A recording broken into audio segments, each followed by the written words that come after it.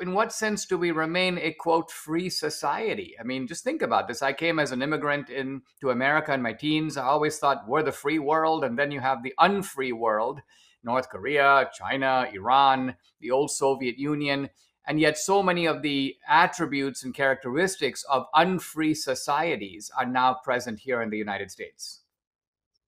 So I want to take us on a journey of how this has been expedited, because obviously in the post 9/11 world, we saw the Patriot Act, we saw the Military Commissions Act, we saw Homeland Security. Homeland Security turned into fusion centers. And really, during the time of fusion centers, when we had MIAC reports and other documents leaking, you saw that they were going after Ron Paul Republicans, people that were speaking out against global government. And now it's been ramped up even further, where mainline conservatives, or quote unquote MAGA Republicans, are on the cover of Newsweek magazine as the enemy within, with an unabashed injustice department saying that they have been mobilized against them.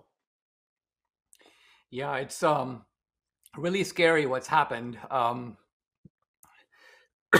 Sorry about this. The MAGA movement is a real threat to the kind of conventional way of doing business in America.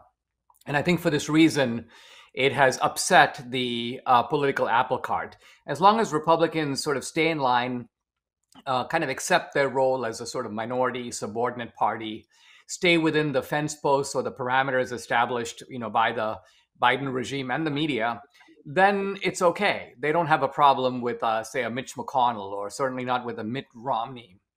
But when you have Trump, or when you have the sort of MAGA spirit, if you will, then they got to clamp down. And so what they've done is they have invented a fable, and the fable is that yes, and you hear people on the left say this: we are in danger of a police state, Dinesh, but it's coming from the right. Trump is the true authoritarian. And the reason we have to do all these things, including arrest him, lock him up, is because he is a threat to democracy.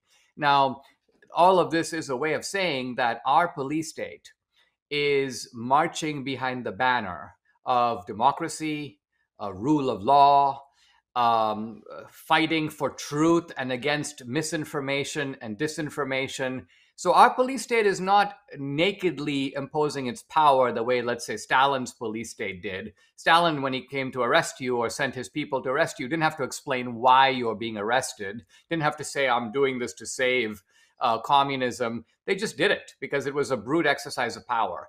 Our police state is not fully formed yet. It's under construction. And so they still have to lie. They have to make up excuses. They have to pretend like they're actually champions of freedom, not of tyranny.